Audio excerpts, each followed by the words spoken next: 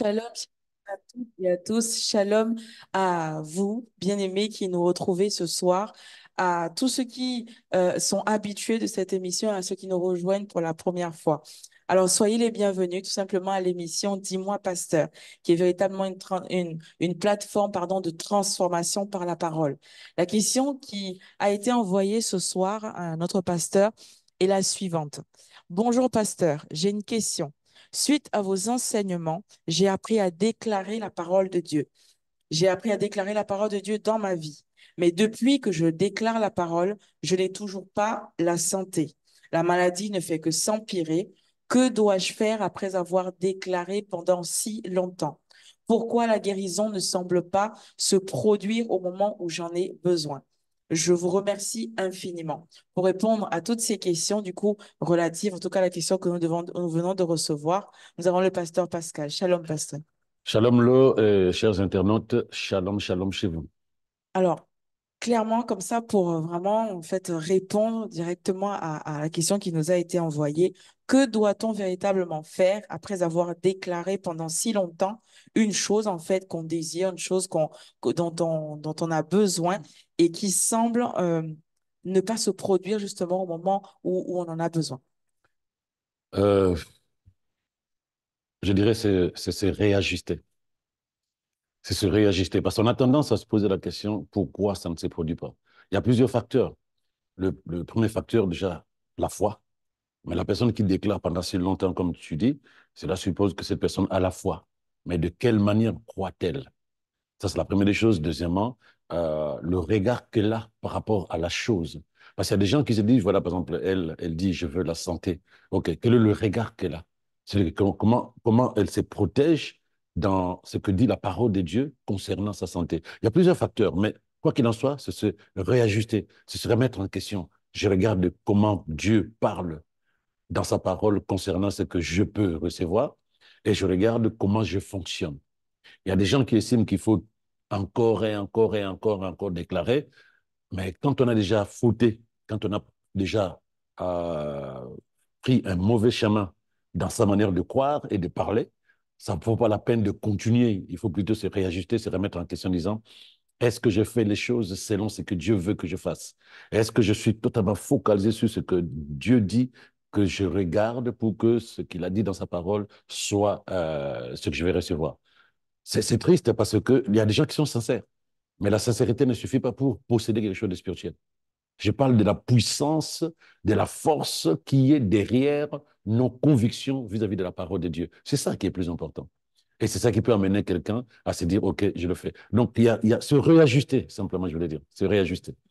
Vous avez parlé tout à l'heure de se réajuster Mm. dans la façon de croire. Tout à fait. Quelle est justement du coup la bonne façon de croire et quelle est la mauvaise façon de croire, si je peux me le permettre? Voilà. Je prends d'abord, Jésus dit dans Marc 11, verset 23, je vous assure que si quelqu'un dit à cette colline, donc quelqu'un qui prie, qui veut enlever une colline dans sa vie, soulève-toi de là, jette-toi dans la mer. S'il n'a aucun doute dans son cœur, mais que sans la moindre hésitation, il croit que ce qu'il dit se produira, il verra la chose s'accomplir. Donc là, nous sommes dans une prière qui manifeste la chose. Première des choses, il dit, je vous assure, et il y a des traductions qui disent, en vérité, je vous l'ai dit. Donc, il nous donne une vérité. Comment amener à manifestation ce que nous déclarons dans nos prières. Parce que dire, c'est parler.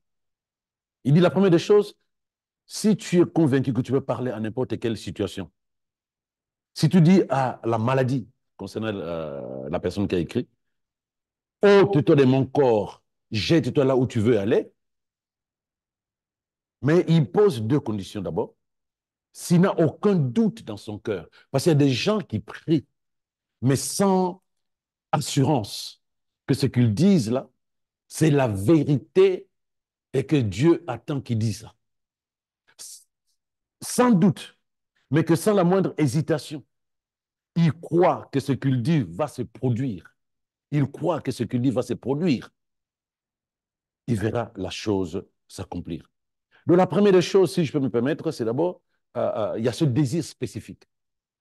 Il faut un désir. Oui, j'ai mon corps qui n'est pas bien. Il y a la maladie dans mon corps. Et mon désir, c'est lequel? Je veux recouvrer la santé. C'est que Bartimée a dit à Jésus, je vais recouvrer la santé. Je veux revoir. La première des choses, c'est ça. Il dit, si quelqu'un dit à cette colline, ôte-la, jette à la mer, s'il ne doute pas, il n'a pas d'hésitation que ce qu'il est en train de dire va se manifester, ben, il verra la chose s'accomplir. En plus, qu'est-ce qu'il faut faire? Lorsque tu as ce désir, il faut que tu vois. Il faut voir ce que tu veux. On ne peut pas prier juste en déclarant des paroles sans se voir dans la solution. Les gens, la plupart du temps, quand ils prient, et c'est ça l'erreur, les gens, la plupart du temps, quand ils prient, ils se voient dans le problème.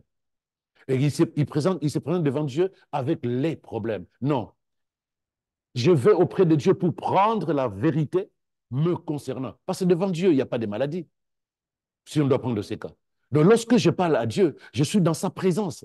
Ce n'est pas Dieu qui vient à l'hôpital avec moi. Ce n'est pas Dieu qui vient dans la maison où je n'ai pas mangé avec moi. Non, moi, je me projette dans le château du Père. Et dans le château du Père, tout s'écrit gloire. Donc, je suis dans sa présence. Je n'ai pas besoin de me poser la question s'il voit mes problèmes. Non, il ne voit pas mes problèmes.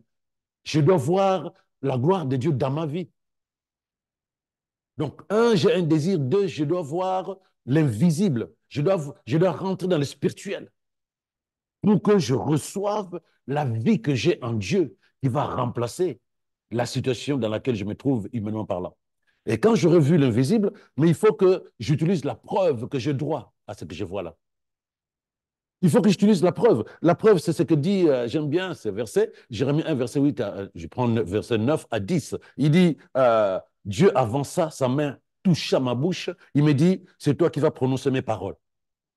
Tu vois, aujourd'hui, je te charge d'une mission qui concerne les nations, les royaumes. Tu auras à déraciner, à renverser, à détruire, à démolir, mais aussi à reconstruire et à replanter. La preuve que j'ai le droit à ça, la preuve, parce que Dieu m'a donné sa parole pour que je détruise ce qui n'est pas de lui et que je bâtisse ce qui est de lui dans ma vie. Donc, il faut que j'utilise la preuve que je suis enfant de Dieu en Jésus-Christ. Il faut que j'utilise la preuve que Jésus m'a libéré de la maladie par sa maîtrisure. Je suis guéri. C'est-à-dire que je dois avoir la parole. Si je n'ai pas la parole, quelle est la preuve dans le monde spirituel que je vais utiliser pour prouver que je dois à la santé divine? Il a envoyé sa parole afin que nous soyons guéris de toute maladie. Donc, j'ai un désir, je veux recouvrir la santé. Mais je vois la santé d'abord, avant même que je commence à parler. Donc, je vois l'invisible dans le monde spirituel, puisque tout ce dont j'ai besoin est dans le spirituel. Et ensuite, maintenant, lorsque le monde spirituel, l'opposition spirituelle satanique veut s'opposer à ma santé, je leur dis, voici la preuve. Voici ce que Dieu a dit me concernant. Je suis guéri par les maîtresses de Jésus. Je suis guéri parce que la parole m'a été donnée. Je suis guéri parce que je suis enfant de Dieu. La nature divine ne peut pas tomber malade. Je suis guéri parce que mon corps est le temple du Saint-Esprit. Là où il y a le Saint-Esprit de Dieu, ce n'est pas le temple de la maladie. Il faut que, comme dit Jésus dans Marc 11, verset 23, il ne faut pas que je doute à ce moment-là quand je parle. Parce qu'il y aura toujours la pression de Satan. Il y aura toujours l'influence négative en disant, tu es sûr. Les médecins ont dit que c'est difficile pour toi. Tu es sûr. Ah ben, ton âge est avancé par rapport à ton mariage, par rapport à la conception des enfants. Tu es sûr. Mais toi, il faut que tu restes focus sur la parole en disant, c'est ça la vérité et c'est la vérité de ma vie. Et quand tu dis, sans douter, mais sans hésitation, il croit que ce qu'il dit va s'accomplir, c'est là, ça va s'accomplir. Et qu'est-ce que tu dis? Maintenant, il faut vivre ce que je dis, ce que j'ai vu. Il faut que je le vive à l'intérieur de moi avant que ça se manifeste à l'extérieur. Donc, c'est des processus, peut-être que beaucoup de gens ne maîtrisent pas. Mais nous sommes dans deux mondes, le monde physique et le monde spirituel. Ce que nous voulons que ce soit le succès ou la réussite, c'est d'abord des choses qui sont dans l'invisible. Mais pour les amener, il faut que nous allions là-bas. Voilà pourquoi j'ai dit qu'il faut aller commencer à voir les choses dans l'invisible, mais ces choses sont dans la parole de Dieu. C'est la preuve que Dieu veut que je les aie. Et ensuite, mais je parle avec conviction. Et quand je finis de parler, je sais que je les ai. Je sais que je possède cela. Je commence à intégrer cela dans ma façon de penser et d'agir. Et ce qui est invisible deviendra visible. Amen. Mhm. Euh, Justement, par rapport à ce que vous venez de souligner, en fait, qui est finalement très, très important, le fait de vraiment avoir cette foi-là, en fait, qui est ferme, qui croit en la parole. Tout à fait. Est-ce que, justement, en ayant cette foi-là, on obtient forcément tout ce que l'on déclare? Euh, Matthieu 11, verset 24, c'est Jésus toujours qui parle, il dit, c'est pourquoi je vous le déclare, pardon, lorsque vous demandez quelque chose dans vos prières, et il précise, pardon, quoi que ce soit que vous demandez, quoi que ce soit, croyez que vous l'avez déjà reçu et cela vous sera accordé. Dans Jérémie, je pense, il dit, vous m'invoquerez, je vous répondrai. Donc en fait, il n'y a pas quelque chose qui doit nous amener à nous dire, Dieu ne peut pas répondre à toutes les prières. Moi, j'ai toujours dit aux gens, tu es enfant de Dieu, oui, tu es en phase avec la parole et l'Esprit de Dieu, oui. Alors sache que Dieu répond à toutes les prières de ses enfants. Il répond. Donc lorsque je déclare, je ne suis pas en train de demander quelque chose. Je déclare, je suis en train de parler de ce que je sais qui est à moi. Puis je suis enfant de Dieu, j'ai un héritage. Déclarer ne signifie pas demander quelque chose à quelqu'un. Déclarer signifie, je dis ce qui est vrai, que je sais qui me concerne. Si je suis enfant de Dieu et que je suis héritier de Dieu, je suis co-héritier en Christ, quelle est la chose que je dois encore demander? Puisque la Bible me dit que nous avons été bénis de toutes sortes de bénédictions célestes en Christ Jésus. La Bible me dit que nous possédons tout en Christ Jésus. Si cela est ma vérité, je me positionne dans la vision où je sais que ma vie est cachée en Jésus. Colossiens 3, verset 3.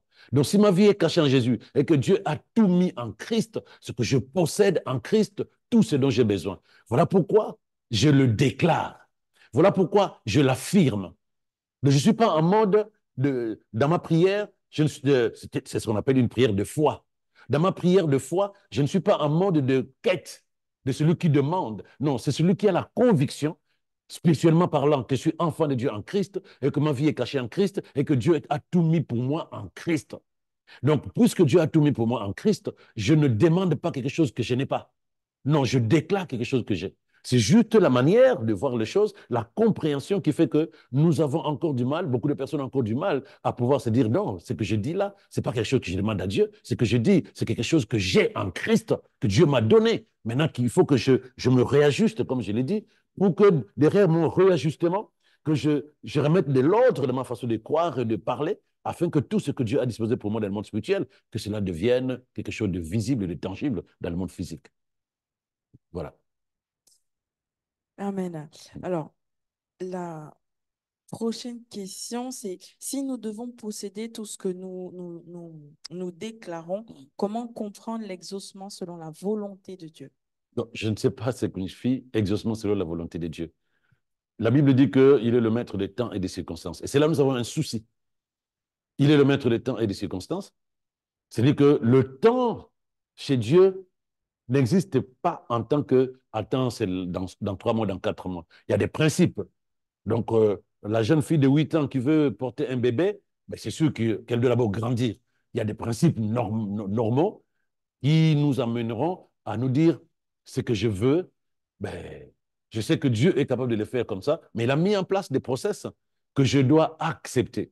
Comme quand je sème du maïs, Dieu est capable de le faire sortir en 30 secondes, mais il a mis en place des process qui suffit simplement que lorsque je sème mes graines, je dois attendre X temps pour que ça sorte. Mais ce n'est pas ça, la volonté de Dieu, par rapport à nos prières. Ça, c'est la procédure qu'il a mis en place. La femme qui est enceinte aujourd'hui attendra 9 mois pour que son enfant sorte. J'ai toujours dit, même Jésus, fils de Dieu, c'est-à-dire Jésus, sauveur de l'humanité, est resté 9 mois dans le sein de Marie. Mais l'exaucement, comme tu dis, l'exaucement selon la volonté de Dieu, pour moi, je me cale sur Jérémie 29, verset 11. Je connais les projets que j'ai formés pour vous, projets de paix et non de malheur, afin afin de vous donner un avenir et de l'espérance. Donc, ces projets, Dieu dit, moi j'ai des projets pour vous, projets de paix et non de malheur. Vous aurez un avenir, vous aurez de l'espérance. Il a mis en place. Maintenant, comment recevoir ces projets de bonheur? C'est notre relation avec lui. notre manière de comprendre ce qu'il veut dire par là. Et dans Jean 9, verset 31, il dit, nous savons que Dieu n'exauce point les pécheurs, mais si quelqu'un l'honore et fait sa volonté, c'est celui-là qui l'exauce. En fait, Dieu n'est pas dans le temps. Dieu est dans la disposition de notre cœur, si tu veux.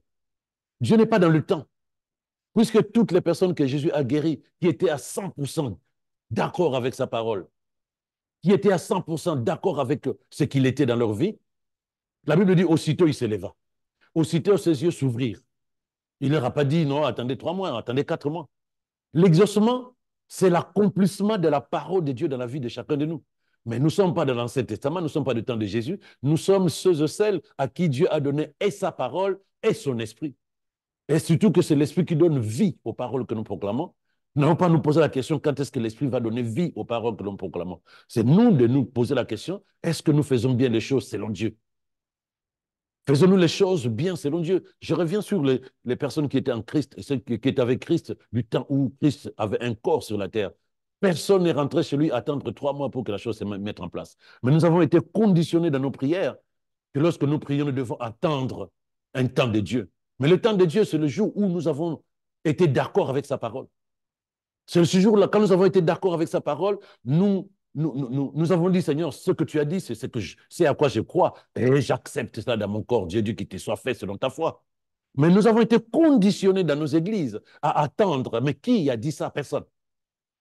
Mais c'est juste parce que notre peu de foi nous a amenés à nous dire, nous nous donnons une marge de non-exécution, de non-exaucement de la parole de Dieu. Nous nous donnons une marge. Pire encore, nous allons même au-delà en disant non, peut-être ce n'était pas la volonté de Dieu. Non, nous devons apprendre à accepter les choses au temps où Dieu parle, au temps où Dieu dit qu'il te soit fait selon ta foi. Si tu crois à ma parole, des fleuves d'eau vive vont sortir de ton sang. Pierre, on lui dit par Jésus, quand il a dit à Jésus, si c'est vraiment toi, Seigneur, dis-moi que je vienne. C'est-à-dire marcher sur les eaux. Et Jésus lui dit, viens. Il a entendu la parole, il a validé la parole, il a agi selon la parole. Il a marché jusqu'à ce qu'il s'est déconnecté de la parole. Ce n'est pas à nous de dire, il y a des choses pour lesquelles Dieu ne va pas répondre en 30 secondes. Il faut que, comme disait le verset que j'ai lu, croyez que vous l'avez déjà reçu. C'est ça que les gens ne mettent pas en place quand nous prions. Croyez que vous l'avez déjà reçu. Et c'est ça qui nous sera donné. Voilà ce que je peux dire là-dessus.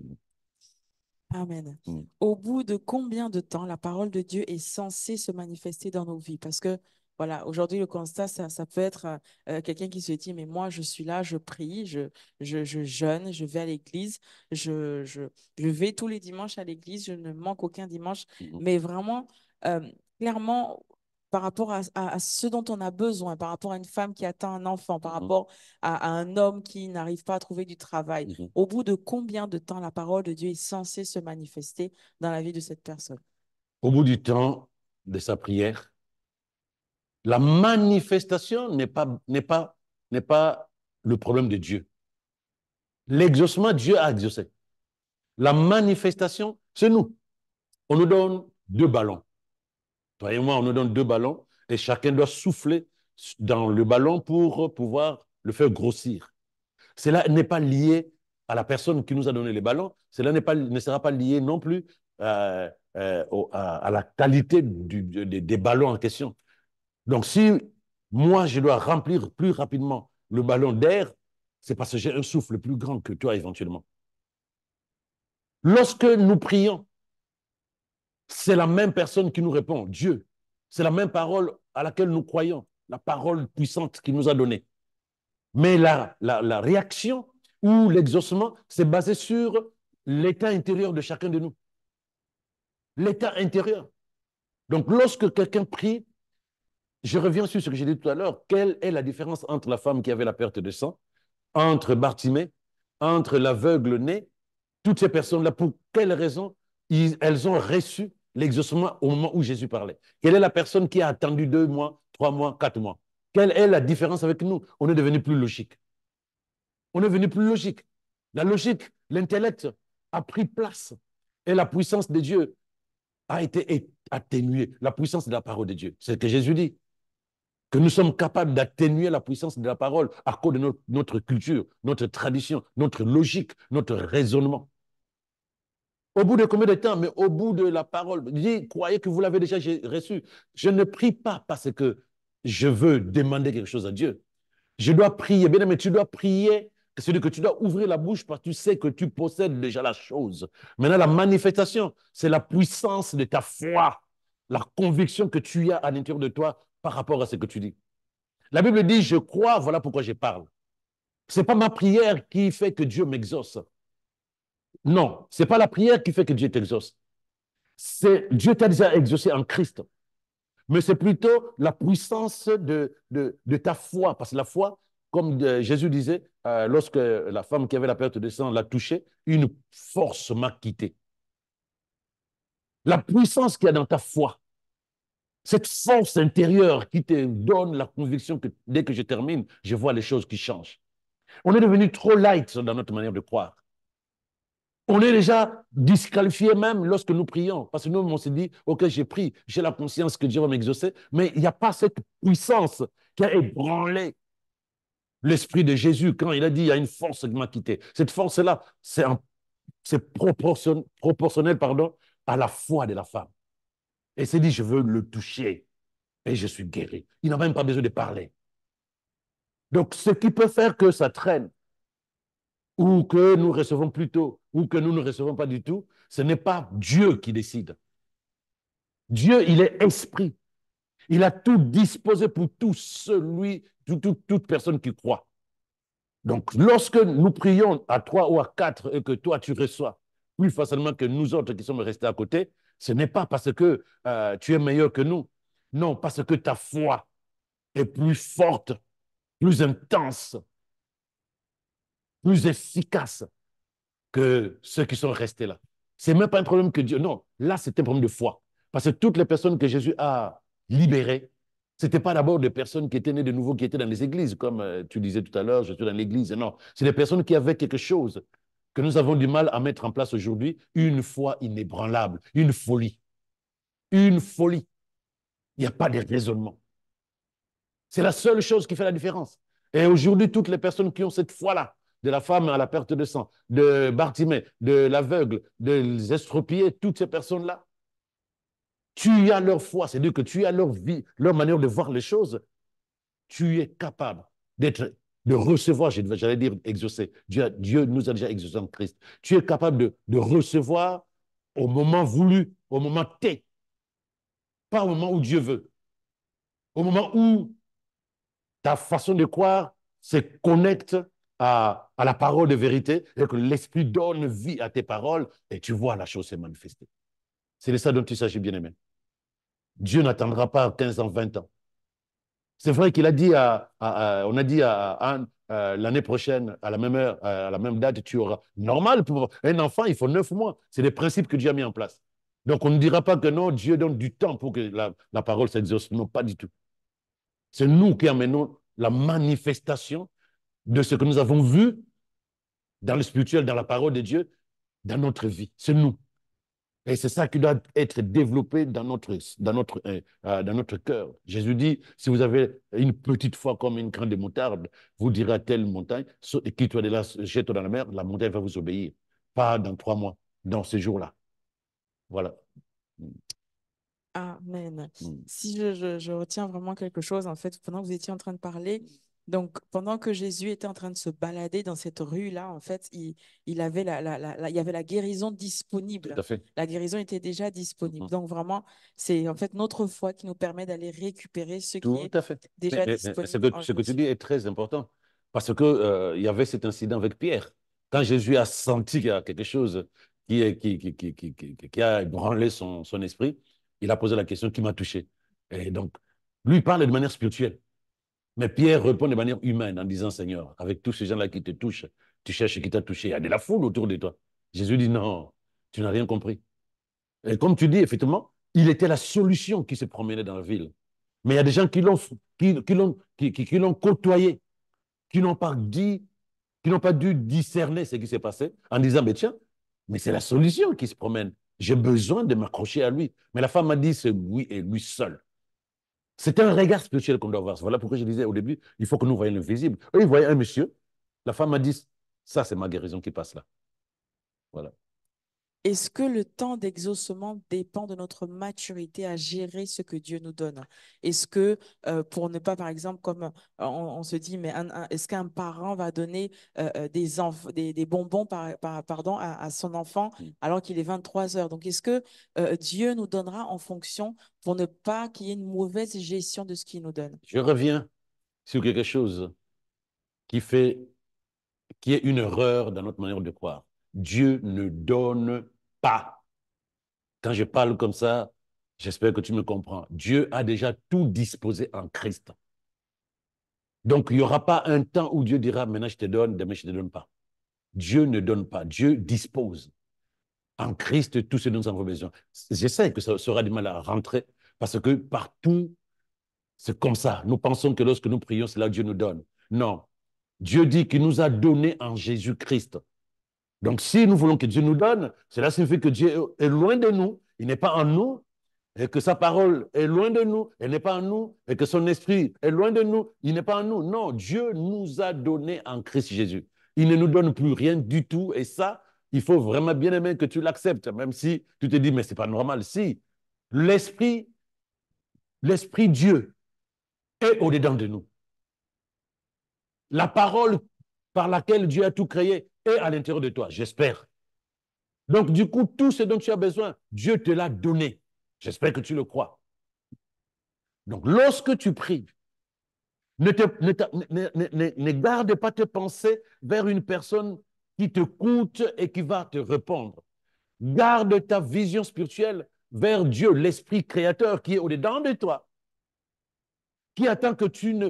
Une seule chose, que tu prononces sa parole pour que l'Esprit qu'il est, qui est au-dedans de toi, donne vie aux paroles que tu dis. Vous m'invoquerez, je vous répondrai. Vous m'invoquerez, je vous répondrai. S'il ne doute pas dans son cœur, mais s'il croit que ce qu'il dit se manifestera, il le verra s'accomplir. On est dans une vision différente parce que c'est ce que Dieu a voulu. Il a fait le choix de demeurer au-dedans de nous. On ne doit pas continuer à penser que nous sommes du temps de Anne, du temps de Moïse, du temps de David, où Dieu n'était pas en eux, mais Dieu était l'esprit qui était autour d'eux, ou je ne sais pas comment. Nous, Dieu a fait le choix de demeurer au-dedans de nous. En fait, la foi, ce n'est pas un saut dans l'obscurité en disant, OK, j'attends que Dieu me donne. Non. La foi, c'est un saut dans la parole. Parce que tu sais ce que la parole dit. Tu sais que Dieu te donne le mandat, l'autorisation. Dieu te donne le pouvoir de pouvoir dire des choses et que ces choses se manifestent. Tu le sais. Donc, tu n'es pas celui qui va se poser la question, qu'est-ce qui va se passer quand j'aurai fini de prier? Nous devons être ceux et celles qui savons que lorsque nous allons finir de parler, puisque l'esprit qui donne vie est au-dedans de moi, Dieu. Nous devons apprendre à nous dire, j'ai fini et je vois la chose. On est devenu trop raisonnable alors que nous devons être de fous de la parole de Dieu. C'est ça qui est difficile chez le chrétien. Donc, à la question, euh, je dirais simplement que la chose la plus importante, ne réfléchis pas que Dieu doit te donner quelque chose. Réfléchis que Dieu a disposé de tout afin que tu le possèdes. Comment ces choses peuvent-elles se manifester? Lorsque toi, tu le sais, tu intègres cela à l'intérieur de toi. Lorsque tu sais que l'esprit créateur est au-dedans de toi et que tu intègres cela au-dedans de toi. Lorsque tu sais que la vie que tu veux ou la création entière existe grâce à la parole de Dieu. Et que lorsque tu sais que la parole de Dieu, c'est la Bible que tu as dans ta chambre. Tu sais tout ça. Tu intègres cela, ça devient une conscience. Et tu te rappelles encore que Dieu a mis sa parole dans ta bouche. Il t'a donné le pouvoir de donner vie aux choses. Commence maintenant à intégrer cela et à vivre cela. Donc quand je dis que Dieu ne donne pas, peut-être c'est violent pour toi, mais la vérité c'est que Dieu attend que nous manifestons sa parole parce que nous la déclarons, parce que nous savons qui nous sommes. Essayez de comprendre cela. Voilà. Qu'est-ce qui détermine le temps fixé par Dieu et pourquoi a-t-on tendance à croire que les choses tardent? On est toujours dans le même cas. Dieu n'a pas disposé d'un temps, à part là où il y a des processus, comme par exemple un enfant qui doit faire 9 mois dans l'essai maternel, c'est lui qui sait pourquoi. La chose la plus difficile dans ce que nous sommes en train de voir là, c'est accepter. Accepter que la parole que nous proclamons apporte vie aux choses. Mais comme je l'ai dit, nous devons commencer déjà à avoir un désir puissant, mais que nous ne menons pas auprès de Dieu les choses qui ne vont pas bien, mais allons chercher la solution, comme la femme qui avait la perte, l'hémorragie. Et elle se disait, je veux chez ma solution. Lorsque nous prions, nous n'allons pas dire à Dieu ce qui ne va pas. Allons prendre la solution par rapport à qui ne va pas dans notre corps. Il faut que nous renversons la manière de prier. Nous n'allons pas auprès de Dieu avec nos problèmes. Allons auprès de Dieu prendre sa parole et la mener pour remplacer le problème. Tant que nous ne comprenons pas cela, nous croirons que Dieu nous laisse le temps de pourrir. Et c'est triste la question, parce que nous tous, moi aussi, nous avons cru à cela. Pourquoi je déclare la vérité, mais que le temps est passé, mais je ne vois pas? Parce que déclarer ne suffit pas que je crois. Déclarer ce que j'ai cette conviction que je dois faire des choses comme ça. Mais il faut que je prenne la parole, je la mette dans ma vie. La parole est la solution dans tout ce que nous voulons. Tant qu'on n'a pas cette conception, cette compréhension, on va aller auprès de Dieu avec la maladie, le manque, la stérilité, les problèmes, les soucis. On va aller auprès de Dieu. Ce n'est pas ça que nous devons amener. Parce que ça signifie que nous ne sommes pas conscients que nous sommes des enfants de Dieu. Juste un problème de conscience. Vous m'invoquerez, je vous répondrai. Et si il croit que ce qu'il dit va s'accomplir, il verra la chose s'accomplir. Nous possédons tout en Jésus. Nous possédons tout en Jésus. Qu'est-ce qui me manque? Le Seigneur est mon berger. Je ne manquerai de rien. Donc, il faut que nous arrivions à faire une vraie métanoïa, un vrai renouvellement de notre manière de penser et de croire. Ça va nous faire gagner du temps. Et lorsque nous prierons, puisque Dieu nous a déjà exaucés en Christ, nous pouvons amener les choses à manifestation. Le travail est réel. Le travail est réel dans notre manière de croire. C'est de nous convertir, de grandir dans la compréhension des choses. Et les choses seront... regardez, juste pour terminer, euh, l'apôtre Pierre, du temps où il était disciple de Jésus, était en train de chercher à... Ils ont prié pour une fille qui avait l'épilepsie. Ils ont prié jusqu'à terminer. Ça n'a pas fonctionné. Ils sont partis, le père est parti voir Jésus. Jésus a chassé l'esprit qui était derrière. Le même apôtre de Pierre, après que Jésus soit ascensionné, il croisait régulièrement l'estropié devant la synagogue. Ce jour-là, qu'est-ce qui s'est passé? Il s'est dit, mais attends, c'est pas possible. J'ai la parole, j'ai le Saint-Esprit, j'ai la foi. En fait, il s'est promené avec la puissance, mais il ignorait qu'il pouvait l'utiliser. Jusqu'au jour où il a dit, OK, maintenant, c'est moi qui reste. J'ai tous les éléments, je ne les ai pas utilisés, maintenant je vais l'utiliser. J'ai foi en la parole de Dieu. J'ai foi à ce que Dieu me permet de faire. Je n'ai ni or, ni argent, mais au nom, je te donne ce que j'ai, je te le donne. Je te donne ma foi. Lève-toi. Il a transmis la foi à cette personne-là, et cette personne dit, si tu le dis, je crois aussi. En fait, il l'a dit dans son cœur, il se leva. Toutes les personnes que Jésus a guéries ont accepté. Ils ont mis la foi en la parole qui a été déclarée. Rien d'autre. Et il n'y avait pas un problème de temps de Dieu là-dedans. Il n'y avait pas un problème d'exaucement de Dieu. Non. Dieu dit, celui qui croit, celui qui parle, il verra la chose se manifester. Voilà. Est-ce que dans la manifestation de nos déclarations, nous devons développer la persévérance? Euh, il y a une manière de prier qui fait croire aux gens que plus tu pries, mieux cela vaudra pour recevoir. Jésus nous interdit même, nous déconseille même de faire de longues prières. Et moi, je toujours dis que longue prière, c'est lorsque tu adores ton Dieu, tu passes du temps dans sa présence. Mais lorsque tu veux amener quelque chose en manifestation, ce n'est pas la longueur de la prière, c'est l'intensité de la foi. C'est l'intensité de la foi qui fait la différence. De la persévérance, euh, avant que nous n'ayons le Saint-Esprit, celui que l'être humain, avant qu'il n'ait le Saint-Esprit et la parole de Dieu en lui, la persévérance avait de la place. Mais là, on nous demande plutôt une conscience, on nous demande une foi inébranlable vis-à-vis de la parole de Dieu. C'est ça qui est plus important. Nous devons plutôt apprendre à être conscients de notre nature divine, de la puissance que nous détenons en la parole de Dieu et de la présence de Dieu lui-même dans notre vie au travers du Saint-Esprit. Mais si nous pensons que lorsque nous allons persévérer à prier, c'est là où Dieu dira, OK, parce qu'il y a l'histoire du juge unique dans la Bible, mais nous avons Dieu lui-même et sa parole à l'intérieur de nous. Et tout a été créé par la parole. Et l'Esprit a donné vie. Non, ce n'est pas la persévérance aujourd'hui, c'est l'intensité de notre foi, la conviction à l'intérieur de nous vis-à-vis de la parole. Et c'est ça qui ferait la différence. Voilà. Amen. Comment faire? Nous arrivons vraiment à la fin du coup de cette émission vraiment édifiante. Comment faire que nos déclarations soient efficaces et productives avec des résultats attendus? Je crois que j'avais déjà répondu à cette question d'une manière. Hein, c'était une question qui m'a été posée d'une manière, mais c'est la même chose.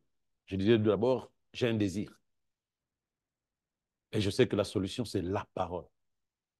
Christ, parole de vie. Donc, j'ai le désir, comme il a dit, celui qui dit à la montagne, ôte-toi de là. C'est mon désir que la montagne ne soit plus dans ma vie, la maladie disparaisse de ma vie. Et ensuite, il faut que je voie l'invisible, comme je l'ai dit. Avant que j'ouvre la bouche, je vois la solution.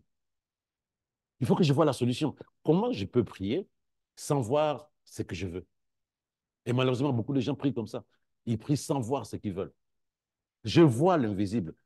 Il y a Hébreu 11, verset 1. Je voulais prendre ça en la version ou la traduction parole vivante. Qu'est-ce que la foi? C'est une ferme confiance dans la réalisation de ce qu'on espère. Une ferme confiance dans la réalisation de ce qu'on espère. C'est une manière de le posséder déjà par avance. Donc, quand je dis il faut voir l'invisible, mais il faut que je vois déjà ce que je veux. Voilà pourquoi je disais encore et encore, n'amenons pas les problèmes auprès de Dieu. Les problèmes sont censés être à la croix avec Jésus. En tant qu'enfant de Dieu, allons chercher la solution de sa parole. Donc, lorsque je prie, parce que j'ai déjà vu la solution, j'ai déjà vu ce que je veux. Et quand je prie, je ne demande pas quelque chose à quelqu'un qui s'appelle Dieu. Quand je prie, je déclare ce que je possède, j'affirme ce que je suis en Christ Jésus. C'est ça la vraie prière. En tout cas, je parle de la prière de la foi qui amène quelque chose dans ma vie. Je ne demande pas, puisque je dis que je possède tout en Christ, dit la parole de Dieu. Pourquoi je demande encore quelque chose? C'est juste un état d'esprit. Donc il dit, c'est une manière de les posséder déjà par avance. Croire, c'est être absolument certain de la réalité de ce qu'on ne voit pas. Or là, il faut que je vois la santé, je me vois en bonne santé. Je me vois marié, je me vois avec des enfants dans ma maison. Et quand j'aurai vu, cerné, c'est clair, net et précis à l'intérieur de moi, qu'est-ce que je vais faire à ce moment-là? Je vais commencer à parler. Parce que c'est la parole qui donne vie à ce que j'ai vu. Je commence à parler. Et quand je commence à parler, il faut que je vire deux choses, le doute et la culture humaine. Parce que je suis en train de parler de choses spirituelles. La culture humaine, peut-être que Dieu me donnera dans 5 mois. Peut-être que je ne suis pas un bon chrétien. Peut-être que ce n'est pas la volonté de Dieu. Alors que tu es en train de déclarer la vérité de la parole de Dieu, mais il y a toujours une opposition à l'intérieur qui te fait comprendre que non, tu pries, mais. Non. Celui qui ne doute pas dans son cœur, mais qui croit sans hésiter que ce qu'il dit se manifestera. Donc, j'ai un désir, je vois ce que je veux, à la lumière de la parole de Dieu, comme dit Hébreu 11, verset 1, la foi, c'est être certain que ce que je dis va se manifester.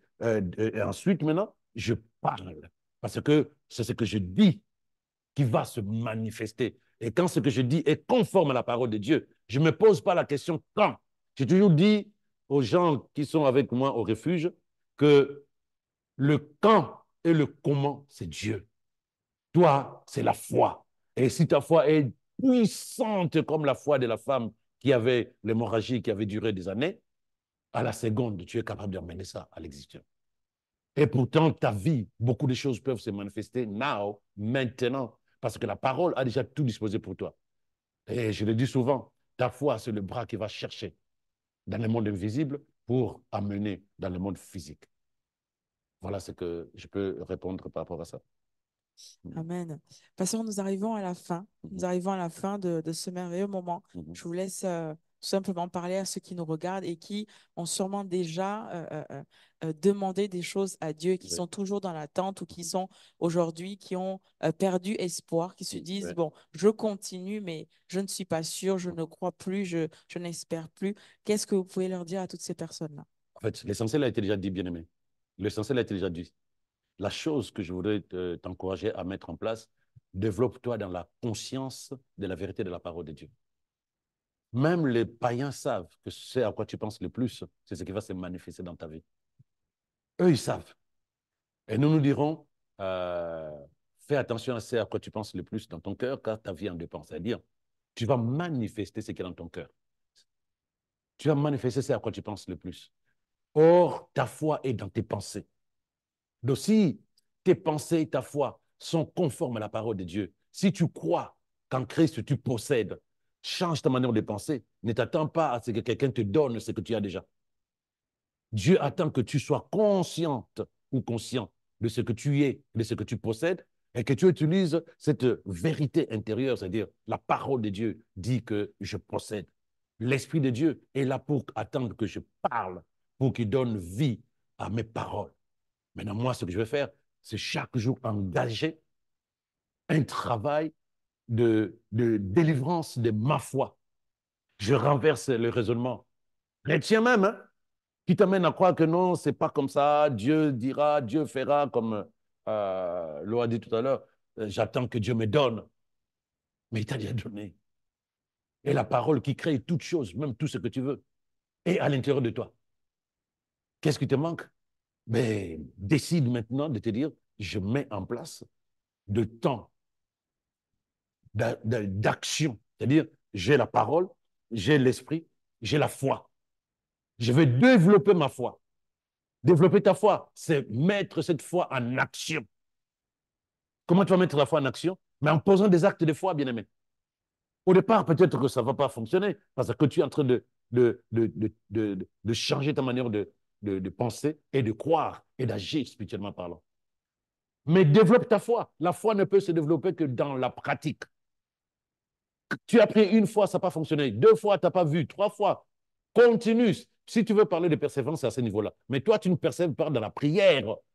Persévère dans le développement de ta foi. Et quand ta foi sera bien assise dans la parole de Dieu, tu seras dans ce que dit la parole de Dieu. Quoi que ce soit que vous demanderez, croyez que vous l'avez déjà et vous verrez la chose s'accomplir. Tout ce que je veux te dire, continue à agir à la lumière de la parole de Dieu. Tu verras la parole de Dieu devenir ta vie de tous les jours. Dieu ne s'est pas trompé et Dieu ne t'a pas menti. Regarde les gens qui étaient autour de Jésus. Regarde comment ils ont reçu.